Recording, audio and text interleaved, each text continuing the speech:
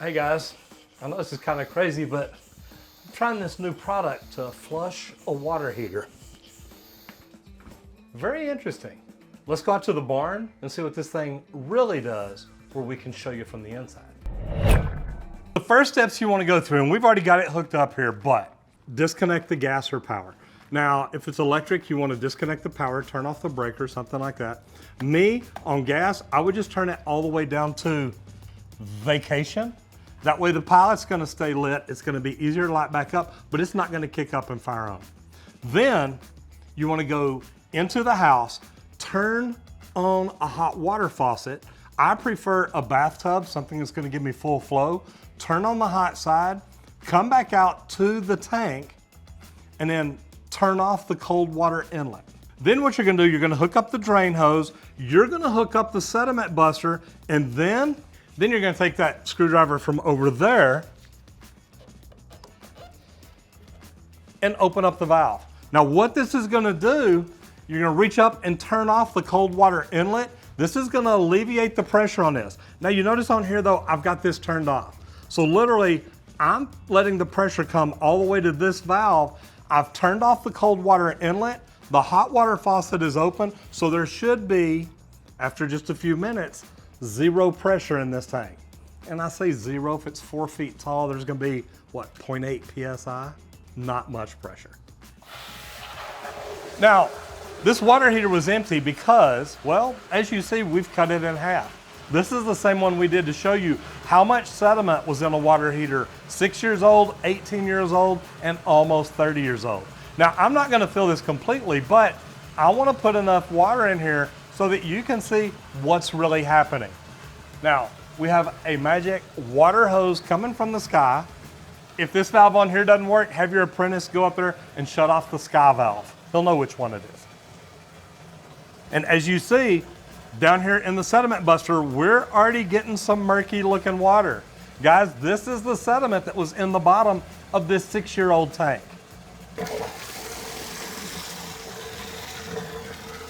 Okay, so I've got about a foot of water in here. So what we're gonna do now, we're just gonna do a couple of bursts of air in here just to make sure I've got a good airflow.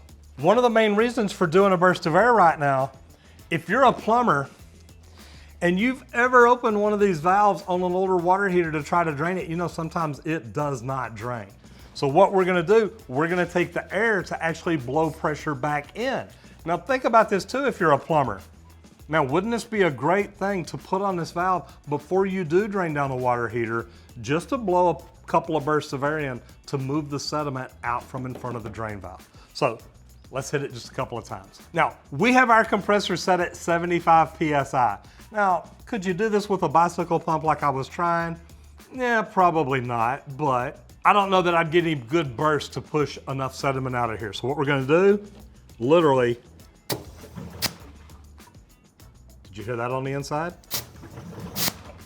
So we know that we're moving water in here or air in here, but remember also, this is what we left the hot water line open for. We don't want to build up any pressure in here.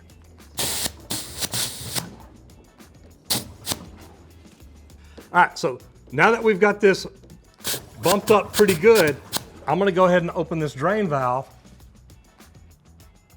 And as we see, we've got a pretty decent water flow here. Now, anytime this stops draining, sediment's filling up that hole on the side. All you've got to do is bump it a few times to help break that sediment up, move it around, put it in the water so that it can drain out. It drains really, really slow. Man, as slow as this is, at my hourly rate, people are not going to be able to afford me coming out to clean out their water heater. Do we go get a 5-foot hose and try it with that? We changed the hose out just to go to a shorter, oh, looky there. All right, so you might want to check the size of your hose before you do this. We had a 100-foot hose out, and it lays out and goes out through the training center and then comes back out to the tub and went back up to it, which this one here doesn't. It literally drops down 100% gravity.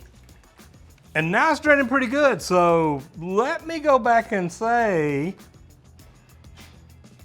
what I said earlier about it not draining, it's draining pretty daggum good now. And this is just gravity feed. As you know, we got the top off, so it's air. But we had about a foot of water and it's starting to clear up. Now I want to bump it. And the water gets a little brown again. So this is shaking up some of the sediment. Going the shorter hose, it looks like this is running good. We're gonna let it sit here for a little bit and see how good it does, and then we'll come right back. Well, we didn't have to wait as long as I thought. We can hear it sucking down inside. And we're down to an inch or so left. Gotta tell you, from what I can see so far, it looks like it did okay. Now, two things I wanna look at.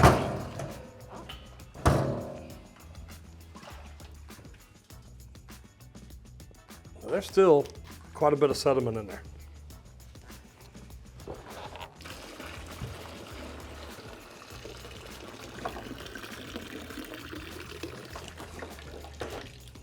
Now, if you look, there's still quite a bit of sediment in there. Not bad. And definitely not compared to what it was. Now, would it have been different if this was a complete filled water heater inside of a house? Possibly so. But we got to play with it and got quite a bit of sediment out. So I do like this thing. I definitely see benefits in it. So the sediment buster, I gotta tell you, this thing does a lot of good things. I like the fact that the air going in breaks up that sediment like it did, put it in the water, that way you can flush it. Now, I really want to try this on a water heater that's installed, and I'll do that next. But my thought is, try it yourself, see what you think about it. If you're a homeowner, this is a very easy way to flush your water heater if you do the steps that we talked about. Now, I don't recommend using a bicycle pump. Having the air compressor really does force enough air in there that you can hear it. You know that it's breaking stuff up, and we could look inside and see it. So to me, is this worth it? Absolutely, I do think so. If you're a plumber, is this gonna help you? I see tons of ways this could help you just by having this in your toolbox. Well, you're gonna have to pull it out and use it.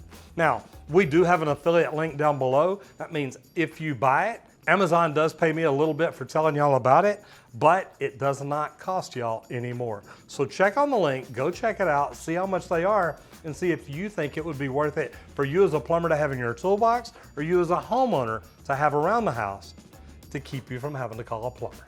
This video was sponsored by Leak Pro, leak-pro.com. If you're a plumbing company owner or you're a plumber and you want to learn how to improve your skills, your services, the value you bring to your customers each and every day, go to leak-pro.com, check out the training, check out the equipment, and it'll help you take care of your customers better. Hit the subscribe button and ring the bell so you don't miss out on anything. And if you really loved it, share it with a friend. And if you like this video, I think you're gonna like this one too.